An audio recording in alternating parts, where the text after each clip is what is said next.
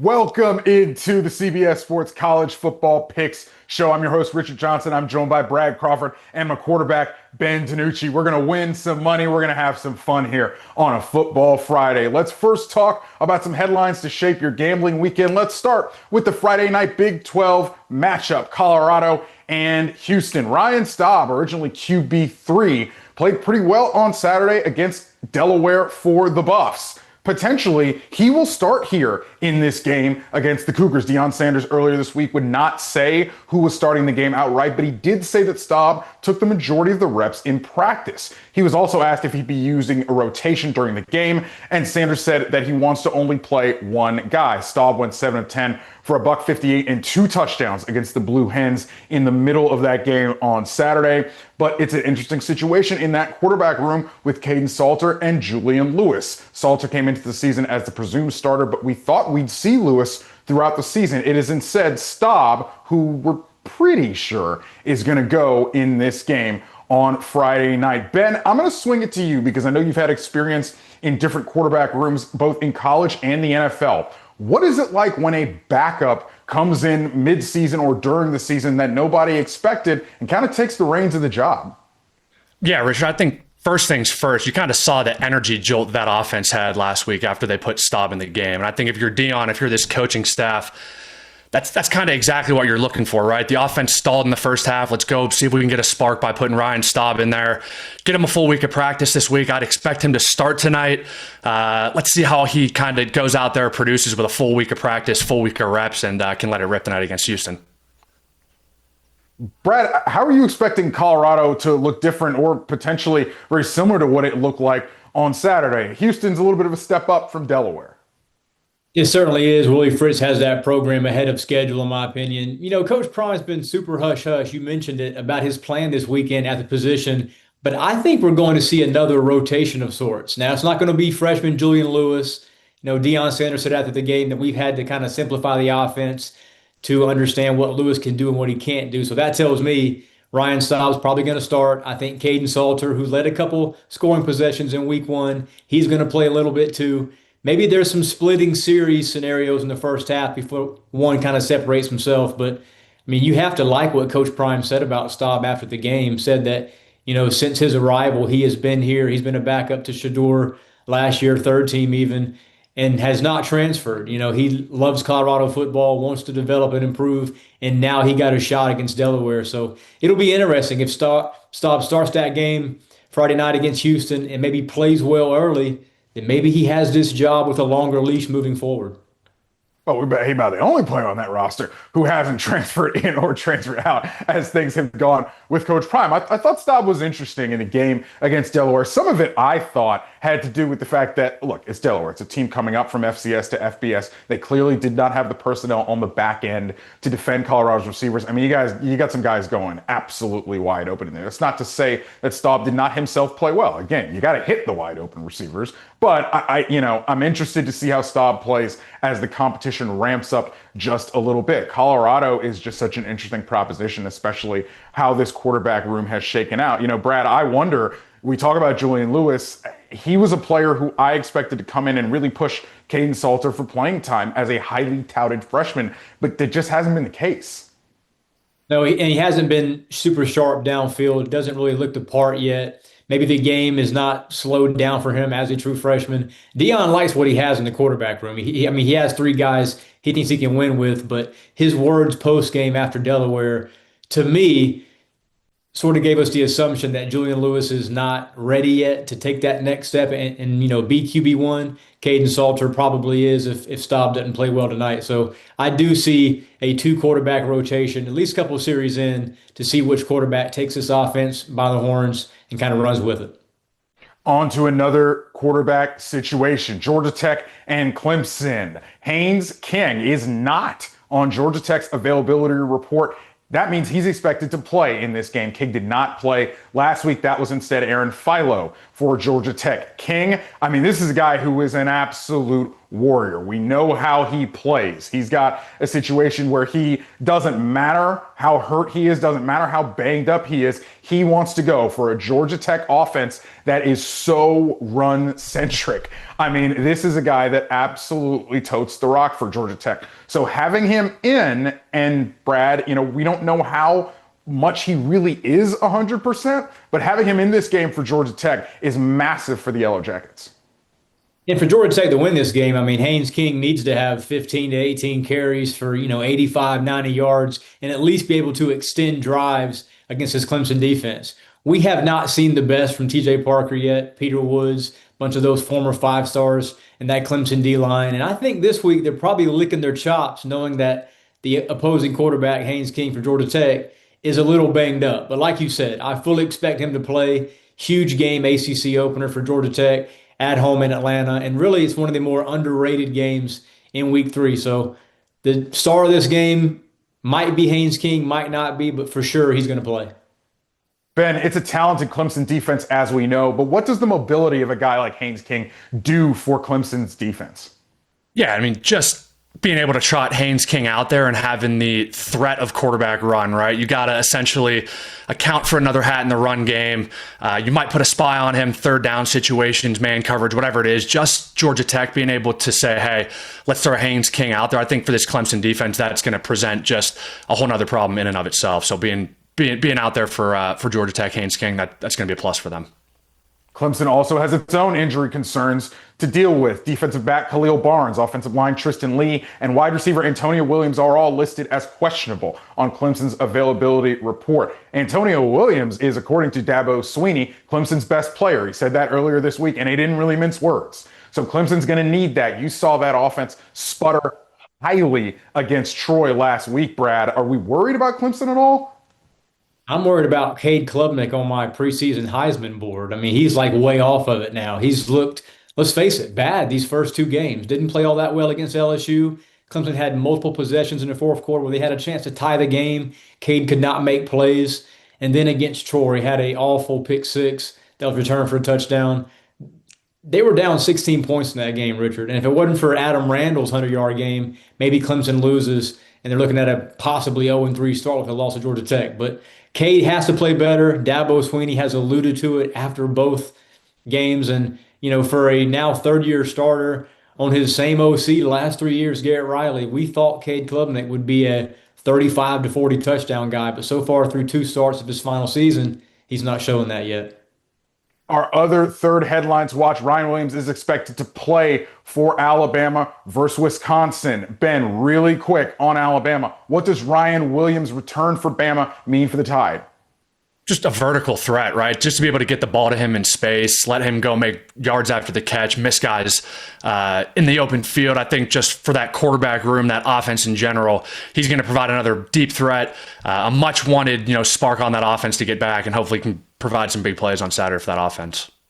Alabama needs this win, and they need it in a massive way. They need it to be big. They're a big favorite in this game. They really need to come out and show their quality. Ryan Williams for this offense, I think, will be big. He's got to have a better day on Saturday than he did against Florida State, when there were a lot of people that were concerned with how he looked against the Florida State Seminoles. When we come back on the CBS Sports College Football Pick Show, we're going to talk about the game of the week on Rocky Top. It's Georgia and Tennessee.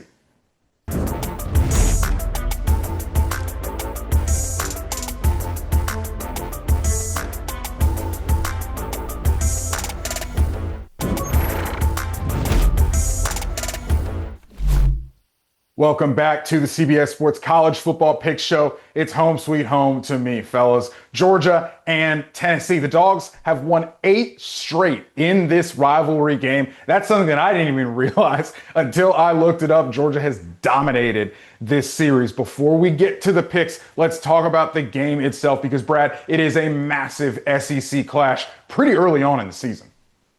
It's a huge game. And this is a game for me that we're going to see, can Joey Aguilar for the first time this season face a fierce pass rush that Kirby Smart is going to undoubtedly bring to Neyland Stadium. 4 and 5 stars everywhere for that defense. But the one important factor is can Georgia's quarterback, Gunnar Stockton, make plays downfield? They have lacked explosives in the passing game. And to win a road game in the SEC, as much as this one's being built up this week, you've got to be able to make plays on 3rd and 8, 3rd and 9 downfield and get some chunk plays against a Tennessee defense that has maybe looked better than advertised despite being banged up in the secondary. So I think it's going to be a tight game. I'll give my pick a little bit later. Ben, it's Marshall and it's Austin Peay for Georgia. That's who the Dogs have played. But Brad's point is well taken. They have not shown much down the field. I have some questions, quite frankly, personally, about how good Gunnar Stockton can be down the field. But how much do you think it was the balance of just not showing anything against opponents that you knew you could put away if you're Georgia? Yeah, I think that's part of it, right? You almost got to view these first couple of weeks in college football for some of these teams is preseason in the NFL, right? Until they really start to get into conference play, start to play some of these defenses. These offenses aren't going to be showing much. They kind of want to hide the tricks, hide the gadget stuff. So I'd expect Georgia push the ball downfield a little bit more in this game and see if they open up the playbook a little bit against this defense. Brad, the offensive line injuries that Georgia has, a bit of a concern for the Dogs. Ernest Green is probable at right tackle. Juan Gaston is questionable at guard. You saw the offensive line injuries matter for Georgia against Austin Peay a little bit. They struggled, for instance, in the red zone last week, relatively. Couldn't punch it in on the doorstep of the goal line. They are trying some things up front to make it work. Brad, this is the second year in a row Georgia's had some issues on the offensive line. It hasn't looked as clinical as it once did with Stetson Bennett and the national championship years for the Dogs. Yeah, this all started, Richard, in the Sugar Bowl last year when they were, manhandled up front by Notre Dame, and Gunnar Stockton got a little gun shy in that game, and we've seen it transpire these first two starts of this 2025 season. And if I'm Tennessee's DC, I'm going to probably try to send pressure. But that all starts with stopping the run. I mean, if Georgia goes in there and can average 5.5, 6 yards a carry in the first quarter, then that's going to open things up for Mike Bobo in that passing game. But, I'm in North Carolina. I'm still surrounded by a lot of Dogs fans here in the Southeast, and they are already complaining once again that Mike Bobo's offense is not scoring enough points. So maybe that changes Saturday, or maybe it plays into Tennessee's favor in a huge home game for Josh Heupel. Ben, especially as a young quarterback, what does it mean to have an uncertain offensive line situation in front of you? That's always the toughest part, especially early in the season. Reps in training camp are tough, right? It's hard to get a feel for the pocket. These quarterbacks are wearing red jerseys. They're not getting touched. So these first couple games, there's going to be a feeling out process. For Gunnar Stockton, it's probably going to take a couple weeks, right? Get comfortable behind this O-line, see how these guys are protecting. So biggest thing for him in this game, take completions, take care of the ball, let your playmakers outside go make some plays. The Josh Heupel offense for Tennessee has taken the Vols, quite frankly, to new heights that they hadn't seen in years before since Heupel got there. And the Vols were, unfortunately, one of the butts of the jokes in the SEC. But against these Georgia Bulldogs, this Tennessee offense has not been so high-flying. They have not scored more than 17 points against a Kirby Smart defense. My personal opinion is that Kirby Smart really likes to shut down this Tennessee offense. I think he takes particular pleasure in doing that as a defensive guy. Brad, for you, what has been the problem for Tennessee against Georgia's defense year in and year out? I think getting yards on first down. So many times we have seen this rivalry, Richard. It's 2nd and 12, 2nd and 13. And then you're just trying to put your face in the fan against Kirby Smart's, what I consider the best part of his program, why he's been a decade winner in the SEC with 2 natties defensively. Once you have to run the ball straight at Georgia and try to get success to sort of mesh into that passing game, it just doesn't work. So if I'm Tennessee Saturday and Josh Heupel, maybe I get creative on first down, try some of those downfield deep balls to that secondary that hasn't been tested yet for Georgia, despite having some really elite talent back there. You've got to win on first down to beat Georgia. And most of these last 5 or 6 seasons during the Bulldogs' dominance at the top of the polls, teams have not been able to do that. Ben, obviously the prevailing storyline of the offseason was the Joey Aguilar, Nico Iamaleava trade, so to speak. Now that it's done and both guys are in their new teams, what have you seen a little bit from Joey Aguilar and Tennessee, and what did you make of that whole fiasco? Yeah, I've been impressed with how he's played the first couple games. Obviously, you can look at kind of the competition they've played and say, hey, not necessarily the best or the meat of the schedule yet, but still a guy who's come out, hasn't turned the ball over yet. He's got a couple touchdowns. His completion percentage is right near 70%. So he's really doing all the things that you're asking him to do early in the season. But this is going to be a different test Saturday, right? It's a Georgia defense. It's Kirby smart. Brad, you just hit it. This offense has got to, stay ahead of the chains, try to find a way to manufacture some explosive plays against this defense. And ultimately, when they get in the red zone, field goals aren't going to cut it against this team. You got to be able to score touchdowns when you get in the red zone and try to find a way to break that curse, I guess you could call it. To me, for Tennessee, I think it's really interesting because they are doing some things to make Joey Aguilar a little bit more comfortable. For instance, like they're running pistol. Tennessee hadn't run pistol in a few years at all, really. And they're doing it because that's what Joey Aguilar is used to. App State ran a ton of pistol when he was there. So they're still doing it with those weird, funky looks, those spread out looks that you love to see for Tennessee. They use the whole width of the field. But in the last couple years, this Tennessee offense overall, especially last year, with Nico Iamaleava under center, was not so high wattage. Ben, do you think Tennessee's offense, this Heupel system, has been figured out a little bit? If you want to say that, maybe a little bit. The tough part about early in the season, there's not training. I mean, there's not, preseason games for these guys to go play. So in a way, like I said kind of earlier, they're figuring themselves out a little bit. They had some turnover at the quarterback position last year. So it's going to take a little bit to feel Aguilar out. This offense has got to get into a rhythm. And, Heupel's got to keep trusting himself, trusting the guys around him to make plays and go out there and score points. Yeah, I think for Tennessee as well, they had that really big game against Syracuse, but there's a question of how good Syracuse actually is, for instance. And then obviously last week, I should say, an FCS opponent that the Vols were able to dispatch with no problem. All right, fellas, let's pick it. It's the game of the week. Georgia, Tennessee. Georgia, 3.5-point favorite. Again, 8 straight victories in this game. My pick of the week is not just Tennessee minus 3.5. It's Tennessee outright. I think the Vols break the curse and break the schneid. I think Big Orange rolls in this game because at the end of the day, I think Georgia does not really have the offense to stick with Tennessee. Now, I don't think Tennessee's going to come out here and score 40 points, for instance, but I just think Georgia's offense is really limited. I think Tennessee's defense is really, really good, especially up front. I know they're dealing with injuries in their defensive backcourt, but they've been dealing with those injuries for months and months. Like they got one player who's not going to play in this game that hasn't played all season and hasn't played since January. So I'm not that concerned. I take the Vols to get off the schneid here against the Dogs. Brad, how do you see this game? Yeah, those who normally tell me week to week, they know I'm a point spread guy and not a line total, but I am going with the total in this game. I'm going with the under 49.5. It might be 48 or so at kickoff. I still like it. Anything under 48, I like this. The last 3 games in this series, Richard, total points have gone 48, 48, 40.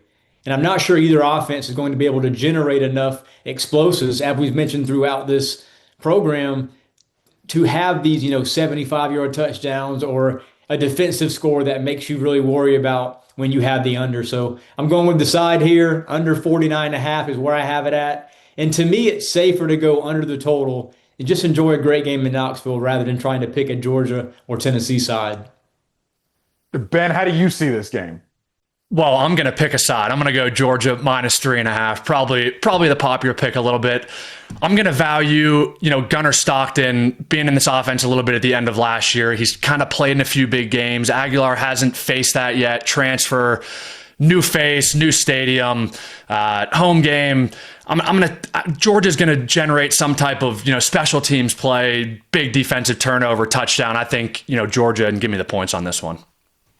Alrighty, there you have it. It's Georgia, it's Tennessee, it's the big one of the week in college, and not just the SEC, but in college football overall. We expect Georgia to blitz quite a bit in this game. When we come back on the CBS Sports College Football Pick Show, we're going to blitz you picks, whip around style, next.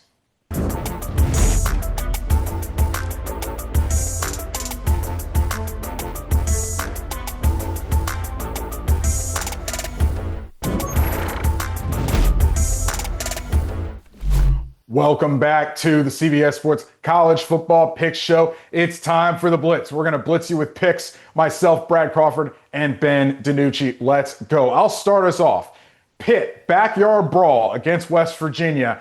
Give me the Panthers -7 against West Virginia. West Virginia's got some injury concerns, have a running back out for the season. Unfortunate injury for them. Also have a quarterback situation, does Pitt, that is still not really settled. I love what Desmond Reed gives to them as a player. He is one of, if not the best all-purpose players in college football. Pitt, quite suddenly, has a little bit of offense. Give me the Panthers -7 against West Virginia. My first pick for this week is my lock of the week, actually. Clemson -2.5 at Georgia Tech. Dabo Swinney owns Georgia Tech. And I don't know how this line has gone down from 4.5 to 3.5 to now 2.5. That being said, Cade Klubnik, he was my preseason ACC Player of the Year, has not looked the part first two starts. I don't think he's going to look as bad this weekend in Atlanta. Cade Klubnik's going to bounce back. You see there, Clemson's past 9 games. Clemson's still a playoff team as we speak. Now, that changes this weekend if the Yellow Jackets end this losing skid against the Tigers and beat Dabo Swinney's squad. But I still like Clemson to be one of those 2 teams that makes the ACC title game, and for Cade Klubnik to have a bounce-back effort this weekend. Brad, I'm going to stay in the same game. My first pick is the same game, Clemson, Georgia Tech. I'm going to take the under 52.5 in this points. We kind of hit on it a little bit earlier. Haynes King's kind of questionable for this Georgia Tech team. Might play, might not play. Clemson's kind of stumbled coming out of the gate the first 2 weeks. I expect points to kind of, be hard to come by in this game. So I'm going to take the under 52.5, and that's just really because of this, quarterback position on both sides of the ball. Just slow early starts. My next round of picks here on the Blitz. Texas Tech, Oregon State, under 61.5. Texas Tech has been absolutely mowing the competition down this season. They haven't really played a good team. But to me, this total says something more about Oregon State than it does about anybody else. Oregon State has significant special teams injuries. They have a long snapper hurt, and it's been bothering them in the third phase of the game. They really struggled with it last week. Because of that, I'm taking this game under. I just don't know if Oregon State is going to be able to pick up the slack to hit this total. So the Beavers not being able to score in this game against the Texas Tech team firing on all cylinders, this game goes under 61.5. Another hammer pick for me in week 3 is Notre Dame home favorite against Texas A&M. I think the Fighting Irish cover 6.5 points. They've had an extra week to prepare for Texas A&M and that Aggies offense led by Marcel Reed. A&M has looked good the first 2 weeks. Notre Dame won this matchup last season en route to a playoff berth. I think it happens again. Marcus Freeman and this Irish squad cannot afford to start the season 0-2 after not looking the part against Miami. I think this is a must-win opportunity. We don't say that much in early September. Notre Dame -6.5. Play that one. Yep, my next pick, I'm going to go to this South Florida versus Miami game. I'm going to take the South Florida +17.5 in this one. Kind of feels like a team of destiny to start the season here the first 2 weeks. Coming off of 2 great victories for South Florida. I wonder a little bit about a letdown after 2 great wins the first 2 weeks, but I'm going to take the points here. It just seems like a lot. This Miami team's playing well, but give me South Florida and the points after 2 big week 2 wins. Ben, I love the pick, riding the hot hand with the Bulls here. We'll see if they can continue to pay off this incredible start for this USF program. I'm taking it to a little bit of a revenge matchup. Tulane and Duke. Give me the Tulane money line, -113. I think on the spread, it's only like -1.5. So I'll just take the money line on this because it's so close to being even odds on this. And, I don't want a close game to really get me here in the end. I think Tulane's defense is going to have a little something for Darian Mensah and that Duke offense. I think Tulane is uniquely motivated to win this game. Mensah left them for Duke and a whole lot of money. That's the transfer portal reality that we all live in. But I think because of that, maybe you might think that, Duke has an advantage. Andrew Anthony played really well last week against Illinois, but Duke was so sloppy in that game. I combine that with the fact that I think Tulane's defense is going to show Mensah some things that he's not prepared for, that he hasn't seen. Give me the Wave. Start your weekend with a win Friday night. Houston -4.5 against Coach Prime and the Colorado Buffaloes. Willie Fritz ain't worried about who's playing quarterback for Colorado. His defense is playing lights out. I know the competition's been light so far, but Houston 2-0 against the spread this season. Home favorites last week in week 2 were 3-1 against the spread. Give me Houston minus 4.5 points. I think this is a Cougar squad that goes to bowl season and wins at least 7 games this fall. Guys, I would have loved to play in this NIL era, as you were kind of mentioning there before, Richard. But my next pick, I'm going to head out to the Mountain West. We got Air Force versus Utah State. Give me Air Force points here, minus 4.5. I was on the call for their week 1 game against Bucknell a couple weeks ago. Played really well, played really efficient. They played 2 quarterbacks, threw the ball more than kind of we're used to seeing. Both kids threw it really, really well, really efficient. And I think this Air Force offense is really, really hard to prepare for if you've got only a week. So give me Air Force and give me the points this week against Utah State. Some more picks for you. Give me Cal on the money line against Minnesota. Jaron Chiavi, Sangapolatelli, remember the name. For Cal at quarterback, this guy has an absolute rocket launcher for a left arm.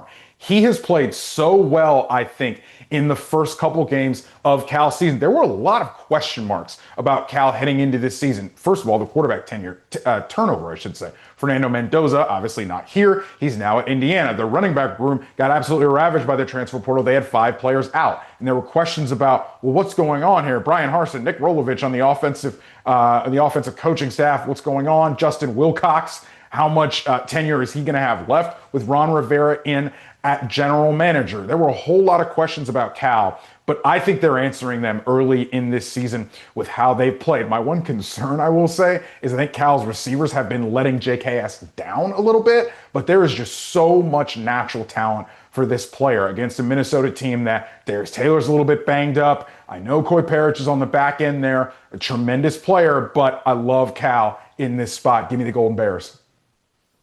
I'm going back to Miami, USF. My pick's a little bit different than Ben here. I'm going Miami minus 17.5 to cover against the Bulls. You see there, Carson Beck last 2 years, 24 dubs. Now, this line went over that important 17-point threshold midweek. It was minus 16.5. Once you cross over that 17-point, then you've got bettors and the money, all the steam on the Hurricanes winning big. I think this is the week that the circus tent kind of shuts down on USF. Just for the time being, the Bulls are still going to be a playoff team, but this is where Carson Beck plays really well, has 3 or 4 touchdown passes, and Alice Golesh's team right now loses his first game of the year. My next pick, guys, I'm going to head back to this Wisconsin versus Alabama game. I got my eyes on the under on this. I'm going to go under 45.5 points in this. We hit on it a little bit earlier. This Alabama offense has struggled a little bit. I know they might get Ryan Williams back. I still think the under's the play here. Wisconsin's got to travel down to Alabama. Tough place to play. Still working some things out for this Wisconsin offense, but give me this game going under 45.5 points. We roll on the blitz. All right, I'm going to go elsewhere in Alabama, but not where you think. Fellas, I got to plug my nose on this one because it's a sticky one. UAB minus 10.5 against Akron. All right. UAB is not filling us with a lot of optimism this season. This Trent Dilfer coach team really struggled against Alabama State in week 1. Not the team you want to struggle with. But in the slop, in the wet, in the rain last week against Navy, showed me a little something. Showed me that there's a little bit of fight there for the Blazers. And fellas, they're playing an Akron team that is just awful. Akron has not scored a point yet this season. Yes, they have not scored a point this season, been shut out in 2 straight losses. The Zips are just struggling right now. And I think UAB, with what they showed last week, not saying the Blazers are any good, but I do think they will be good enough to dispatch with Akron this weekend. Let's go to Williams-Brice Stadium, Columbia, South Carolina, for week 3's most underrated matchup in the SEC. 2 unbeaten teams. I'm going Vanderbilt team total under 22.5. So the Gamecocks have won 16 straight games against these Commodores, and Vanderbilt's only scored 23 or more points 4 times during those 16-game losing streak. I think they've been held to a lone touchdown by South Carolina 8 times. That's half of those games. So it's been a very impressive defensive outing for South Carolina in this rivalry. And man, all the billboard hype this week behind Vanderbilt's wild. Theo Vaughn was at practice. I Show Speed. All these other YouTubers are getting on the Clark Lee bandwagon. This is where it ends for Vanderbilt, and South Carolina wins 17th in a row against the Commodores. Guys, give me another Friday night matchup to start your week off the right way. I'm going Kansas State money line tonight over Arizona. This is a Kansas State team experienced at the quarterback position. Avery Johnson, they started their season overseas. I think they're just starting to get their footing back a little bit, stumbled a little bit last week. They're going to be playing tonight. I like them. I like the quarterback position on this Kansas State team. Give me Avery Johnson and Kansas State to take care of Arizona tonight. Kansas State struggled a little bit this season so far, not really looked their best. A little bit of an Ireland hangover situation there. We'll see, man. I like the pick, though. Final round of picks here on the Blitz. Give me Georgia team total under 27.5. We just talked about it in our last segment with our game of the week. I just think Georgia's offense leaves a lot to be desired. Have some offensive line issues as well to pick through. Do the Dogs against a Tennessee defense that I think is pretty darn good. Give me the Georgia team total under 27.5. I'm going to stick with team totals too, Richard. I'm going Alabama over 33.5 against Wisconsin. I know the spread's 3 touchdowns. We've had one of our analysts here take the under. That would be bad news if this game goes under and Bama doesn't cash this. But I like over 33.5. All 3 quarterbacks, Austin Mack, Keelan Russell, and Ty Simpson, had touchdown passes last week against ULM. Kalen DeBoer is going to hang a crooked number once again here in week 3. Guys, I'm going to toss you a little wild card here for my last pick. Give me UMass versus Iowa. Give me UMass plus 35.5 points. This is coming simply from a place of I can't tell you the last time I remember Iowa scoring 35 points in a game. So give me the UMass points. Let's see if we can stay under 35.5 and hit a crazy one on the last pick. No, Ben, I love the pick that's a little bit further down the board. Iowa's offense has looked awful this year. I was led to believe that it was going to be different with Mark Gronowski. They were going to be dynamic. No Reese Vanderzee, and they have really, really struggled so far this season has the Iowa Hawkeyes. So we'll see if that big old number cashes. For Ben, we'll see if all of our Blitz numbers cash. When we come back, we're going to talk dogs, underdog picks next on the CBS Sports College Football Pick Show.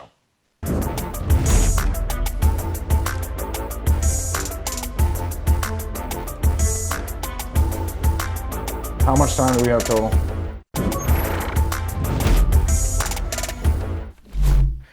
Every dog has its day on the CBS Sports College Football Picks Show. Let's talk underdog plays this week. I will start us off. Fellas, Old Dominion +7 against Virginia Tech. Look, Hokies backs against the wall a little bit. The Brent Pry era is not looking very optimistic right now. Virginia Tech has really struggled so far this season. Got absolutely blown out last week in a big second half for Vanderbilt at home in Lane Stadium. This Old Dominion team comes in with a dynamic QB run game with Colton Joseph at the controls. They are going to do some funky stuff in the run game, and Colton Joseph is a bucket. This guy is an absolutely explosive runner, explosive with the ball in his hands. Virginia Tech better watch out in this spot. I don't know if I was so bold to pick them as a money line play, but +7, yeah, Brad, I will take Old Dominion +7. I like that pick, Richard. I'm going to go a little off the radar here. Arkansas Ole Miss game, trying to move to 3-0 in my upset of the week picks here on this week's show. Arkansas +7.5 is the play. This offseason, I had several NFL scouts tell me about Hogs quarterback Taylor Green and his stock as a player to watch. 6'6", 240, really lays the wood offensively too when he's running the football. Ole Miss right now through 2 weeks, last in the SEC in run defense. And you see there, Arkansas right now is absolutely humming on that side of the ball with Bobby Petrino calling the plays. Taylor Green already has 10 total touchdowns, playing really well as one of the more undervalued players in the SEC. Last week, Kentucky +10.5 cashed against Ole Miss, and I think this week Arkansas +7.5 will cash. Maybe even sprinkle some money on the money line because Ole Miss is not a team that I think is top 15 worthy right now. Brad, I agree with you there. If I was 6'6", 240 like Taylor Green, maybe I wouldn't be talking to you guys right now and I'd still be playing on Sundays. But I'm going to head back to the backyard brawl for this one. I'm going to take West Virginia in +7.5 in this one. Feels a little weird to me. West Virginia's at home, week 3 of the season. I'm going to take West Virginia in points here. I know Pitt offense is starting to get things together. The quarterback, Holstein, looks good. But give me West Virginia at home. I like this game to be a close game, so give me plus 7.5 in this one. Ben, I think this matchup is interesting. Obviously, it hits close to home for you as a former Pitt player, but you didn't get to play in this matchup. What is it like to see it back on the schedule and to see these two programs, a whole lot of animus, really close in proximity, finally get to play again regularly, more regular than they used to? Yeah, it's pretty cool. When I was at Pitt for my couple years, I never got to experience it. I got to experience Pitt versus Penn State, but growing up, backyard brawl, Pitt versus West Virginia, you kind of always circle that one on your calendar, like, oh, I'm gonna tune in and watch this one on TV. So to have it back, I think it's good for college football. I think it's good for the state of PA and West Virginia. So I'm excited to see how this one plays out this weekend. Brad, how are you taking stock very early on in the Rich Rod experience now that he's back in Morgantown?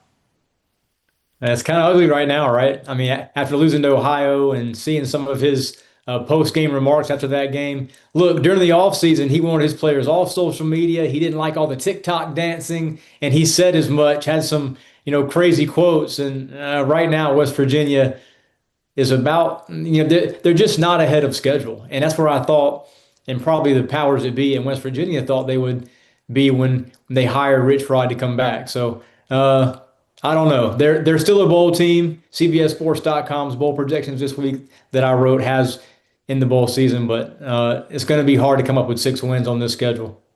First of all, tap in with my man's bowl projections. I don't know how you do that this early in the season, especially trying to figure out who's going where. I don't know how you do it, Brad. You're an absolute all-star. I think Pitt, to be honest with you, is really interesting because obviously they were able to keep hold of offensive coordinator Kate Bell in the offseason, and they're able to keep this offense dynamic. Ben's doubting them a little bit, taking West Virginia plus 7.5. I'm really interested to see how the backyard brawl stacks up. When we come back on the CBS Sports College Football Pick Show, we're going to give you a little parlays. You are going to want to tune back into this because if Brad Crawford's giving you a parlay, you might want to listen.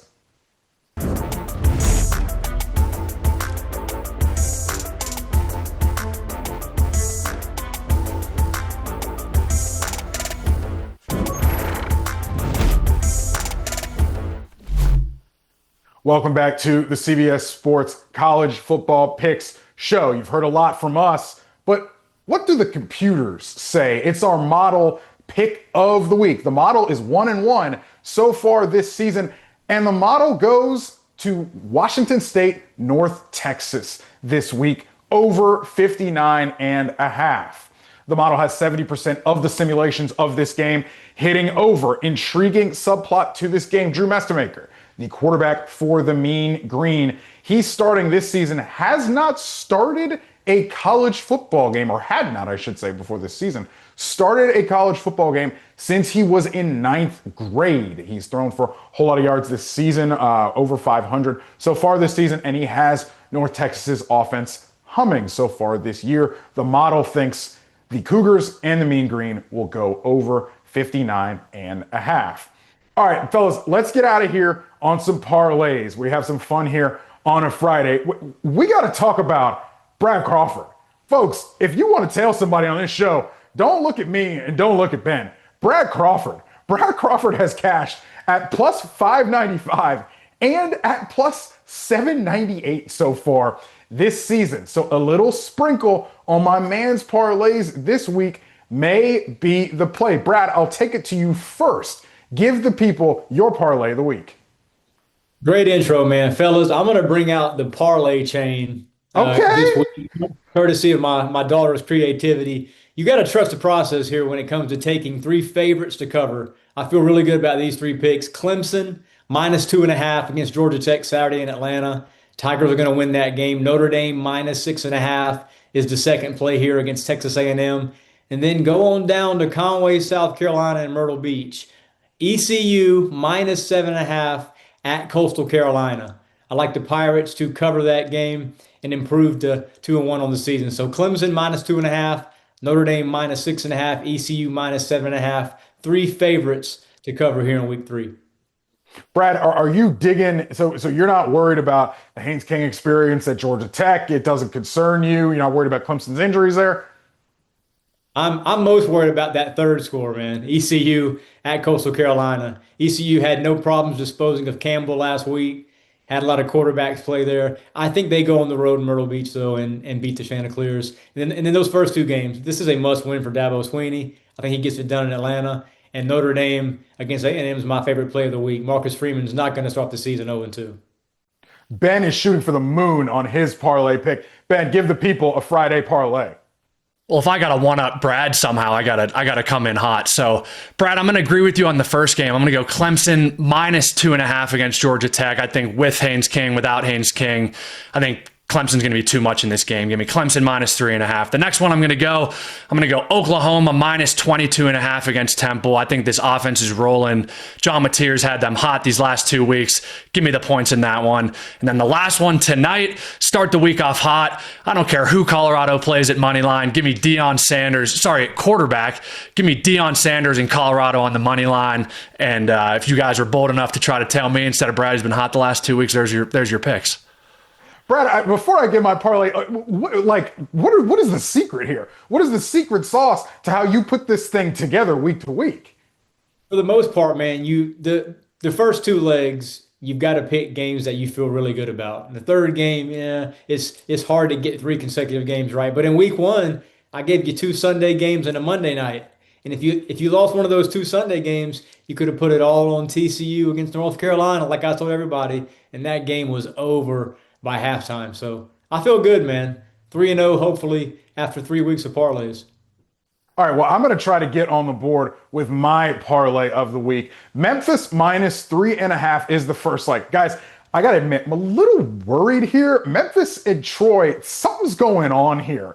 This line has moved way, way down. I think it's like 4.5 points down, if not more than that. And you look at a lot of the projections, even from our sports line projections, and they have Memphis winning this game against Troy by double digits, blowing them out. So yeah, maybe something's in the water down there I should be a little bit worried about, but I'm throwing caution to the wind. I'm taking Memphis -3.5. Give me UConn -10 in the regional spot against Delaware. Again, I saw this Delaware team against Colorado last week. It was not filled with a ton of optimism. Again, UConn is coming up from FCS to FBS. Don't really love it. Shula Bowl, FAU, FIU under 58.5 as well. Just don't really love either of the offenses in that game at all, to be honest with you guys. But this has been a fun one. CBS Sports College Football Picks Show. I'm your host, Richard Johnson, joined by Brad Crawford and Ben DiNucci. It's been a whole lot of fun. We'll see you next week.